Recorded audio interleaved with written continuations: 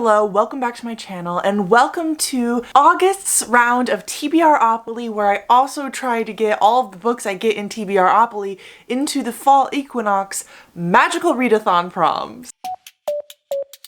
This month I will be participating in Magical Readathon. I love Magical Readathon and I'm so glad that Book Roast has continued to do it past the whole debacle. If you are unfamiliar, I will have the video linked down below, but I'm willing to bet if you're watching my channel, you are familiar with Magical Readathon. I will be a dream walker once again. That's what I went for last time. So in order to get that accomplishment, I have to read 8 books. We will do that after we play TBR-opoly. Before we get to TBR-opoly, what we need to do is talk about the books that I read last month. It's been an interesting month. Technically the month is not over. As of right now, it is July 22nd. I have to film this rather early because unfortunately I found out yesterday that I am going on a work trip for 5 days right at the end of the month. It's literally going to be the last 5 days of the month. So I do have 3 books left that I need to read.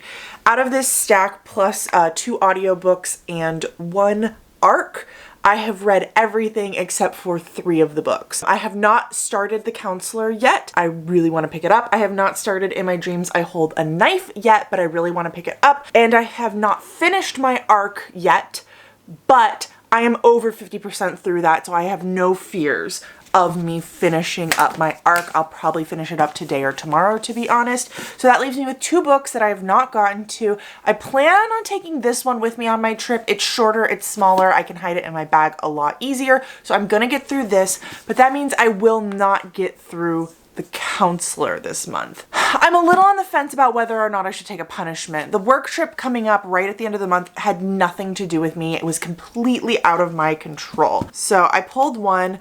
Let's see what it says. So it says drop your currently reading. So my whole entire idea with this one was when I am going into the next month, I would not be able to use what I'm currently reading in any of the prompts for next month. And I'd also have to not read it currently. I'd have to pick up something else and finish that. That seems way too harsh for the kind of like punishment that I'm getting right now. Like I want to read, I'm trying to read as much as I can. This doesn't seem to match the crime. We're gonna say that punishment does not work for me, but I did pull one, and you know what, since it was for work, we're not gonna take it. I'm gonna throw that punishment back in the punishment jar, and then let's get started with our first roll. Welcome back to the board. This is where we left off last time. So our first roll up is going to be 6. 1, 2, 3, 4, 5, 6 library book. First up, we had library book, and for this I have chosen to read Far From the Light of Heaven by Tade Thompson. So this is going to come in handy. I will not be telling you guys right now what I will be using things for Magical Readathon. We'll do that all at the end together. So, but this will definitely be on that list. Far From the Light of Heaven is I believe a space opera. I know it's a sci-fi about this crew who is stuck on this ship light years away from Earth, and murders start happening and they're going to have to try to figure out who's doing it because it can only be a handful of people. And so it's a kind of mix of like a murder mystery with a space opera sci-fi, and I'm excited to try that out. Our second roll is going to be 4, and it's doubles. 1, 2, 3, 4. Non-reading prompt. I feel like that's nice since it gave me doubles that time. And we get read for 1 hour. This one will be quick. Next, I got a non-reading prompt, which is read for 1 hour. So that just means that at some point when I am vlogging or talking to you all, I need to capture the fact that I've read for 1 hour on camera and you guys can see it. Our third roll is 6 again. 1, 2, 3, 4, 5, 6. My pick. Next, I got my pick. I love this square. I've only had it pop up twice, but it's such a great square. So I am going to say that this one is completely flexible. I can mood read, pick whatever I want. But as of this moment, I think what I am going to be picking for is The Queen of the Raiders, which is book 2 to Queen in Hiding, which I read last month. And I know my wrap-up hasn't come out yet, but I really liked it. So I'm thinking this will be the book that I pick up next. Not 100% though. I'll have it like penciled in, and if I don't get to it and I decide to mood read something else, I'm going to allow that. So for Queen of the Raiders, it is book 2 to A Queen in Hiding. Book 1 is mostly about this nation as it goes into political turmoil. It is having conflict from within and conflict from without. That can't be right. From outside of it. And so we are following this queen and her princess. In the book, it's called the Princella.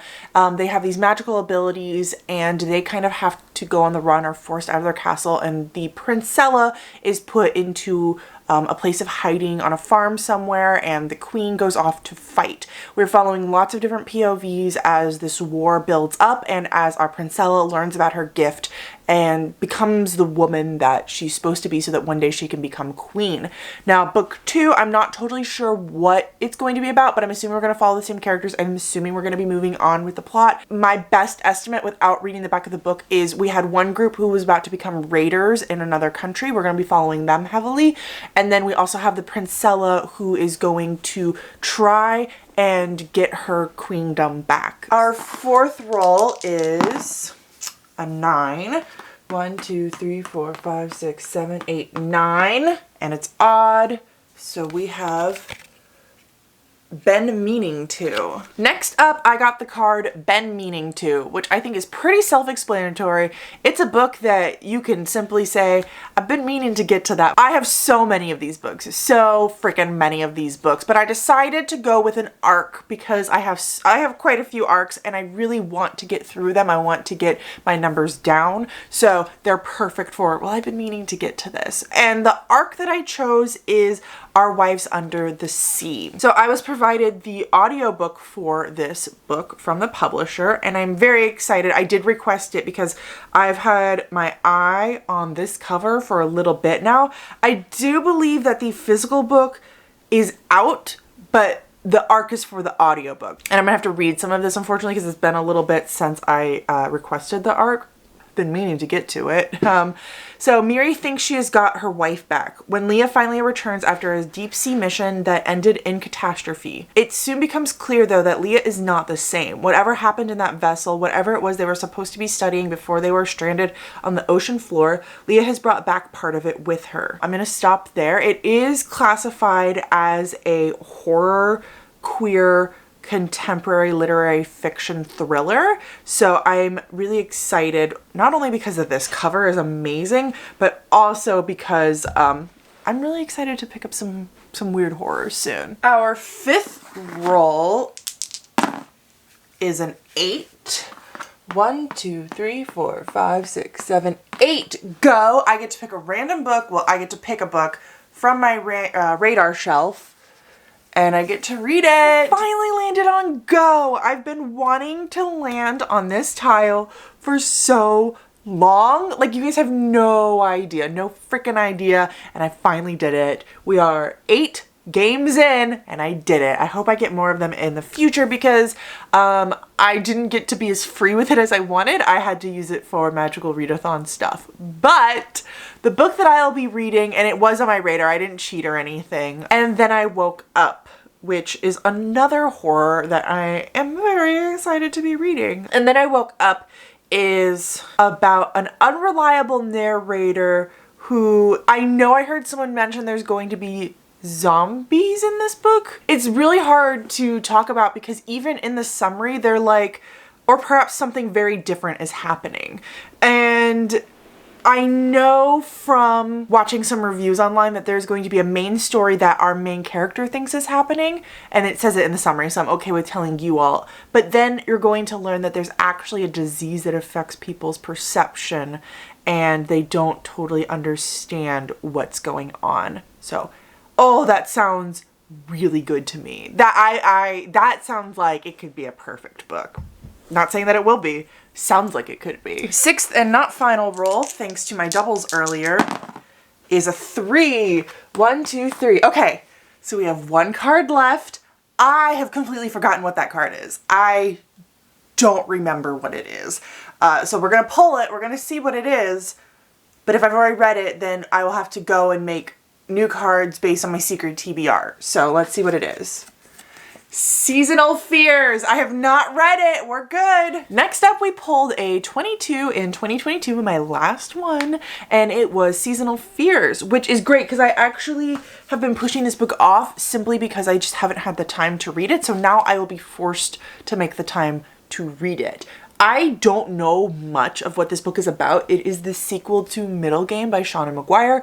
It's like a different standalone book in the same world, so it's not even like following the same characters from the first book, and I don't know how they're going to connect the two books, to be honest, and I don't want to know. I want to go into this pretty blind because I went into Middle Game pretty blind and it ended up being such a fantastic book. So this will be one I'm gonna have to read really slow and get through it because it's going to have concepts and ideas that are just going to be like, what? When I read Middle Game though, I did tab it. So all my tabs at the top are anytime, I don't want to say what, but some trickery happened. And if I can, I will try and do the same thing for this book. It'll just depend on how I'm feeling and if it vibes with tabbing. And this will possibly be my last roll, number 7, and it's an 8. 1, 2, 3, 4, 5, 6, 7, 8. 8 is even. So we pick up one of these and it says Heist Book. Next up, I got Heist Book. This is really simple, actually. I am currently reading a book that I picked up this month, July, for Big Book Week, and then I had to set it down to get back to my TBR because it wasn't technically on my TBR, but I really want to get back to it. So this will be perfect because this means I can now focus on She Who Rides the Storm and don't have to feel guilty about reading it because it's not on my TBR. I know that some people like don't understand that, but like I'm not a mood reader, so I can pretty much read whatever you put in front of me. This is what I wanted to read, but I needed to read stuff for my TBR, so I read stuff for my TBR, and I had just as good a time reading those as I did this, to be honest. But I will be very excited to get back to this. I am like 120 pages into it, so I can tell you a little bit about it, but to be completely honest, where I'm at, I still haven't gotten to the heist part, but I know it's a heist because someone said it somewhere in the blurb. Yeah, right here, Brandon Sanderson said a tightly woven fantasy heist. So, did I spell heist wrong? No, I didn't. We're good. So this is a book we're following 4 characters in this magical world where kind of a religious group has taken over. And many years ago, shapeshifters used to rule the land, but all of them have been killed off. And it is said, as long as you don't disrupt their graves, that they will not come back to life. And our 4 main characters are tasked to go and get this material, this metal, from one of the graves in the form of a sword, I believe it is. They are worried about disrupting the grave of this shapeshifter. So it's a heist about stealing from a dead body that might come back to life and kill everyone. And then finally, let's pull something from the jar. Okay, there's a lot of good books in here. So I got one, it chose me, and it is City of Lies, which is 503 pages. Nice. And then finally we had a pull from the jar. So because I have quite a few chunkers on this list and we haven't even gotten to my Magical Readathon books yet, I will be making my big book optional this month. So I really want to get to it. This book is like, it was like right near the top of books that I wanted to read this month. It wasn't quite making it. Like I honestly thought I was going to read this book in September, not in August, but I don't care. We'll put it here in August. So it's optional. It's very optional. City of Lies. It'll probably not get read, to be completely honest. So City of Lies is about 2 siblings. The boy sibling is a poisoner, but like people don't know that's what he is. He's the poisoner to the king. And one day the king is attemptedly assassinated. And so he has to go from trying to poison other people to trying to protect the king. I don't know how the other sibling comes in very much. They just kind of have a little blurb about her that says they must protect him together. So the king, and I don't totally know how they're going to be connected. So the only book I didn't get to fit into my TBR-opoly that I know I will be reading this month is my book club pick, which is fine because I will be listening to the audio and it is a reread for me. So I know I'm going to have no issues with it, and that'll be The Sword of Kaigen. I say this now because so far I haven't gotten into Magical Readathon either, so hopefully I can fit it in, but we'll see. So let's start with the books that I need to read for TBR-opoly. First up, I need to get an O in alchemy, which means that I need to read a book from someone else's worst list. This took over an hour of trying to find one. It was a struggle. I went on TikTok, I went on BookTube, I like scrolled through so many people's videos, and then finally I came across Lala, who said that she did not like Far from the Light of Heaven. So I'll be reading that for this prompt, which I've already spoken about. Next up, I have to get an O in spells and incantations, and for that I have to have a color wheel pick my book, but I want one that definitely has black, gray, and white in it as an option. We're gonna spin it! Spin, spin, spin, spin, spin, spin, spin. Okay, and cyan! I love cyan. It's one of my favorite colors, but you're gonna have to give me a minute. I gotta go figure this out. So for cyan, I thought about trying to put the Sword of Kaigan in here, but to me it just didn't feel quite cyany enough. So after searching for a while, I forgot that one of my pre-orders will be coming in this month, and it's a slight stretch, but if you look at the blue like in the center, it's not a stretch at all. It's kind of like the blue on the outside is more like blue instead of green blue.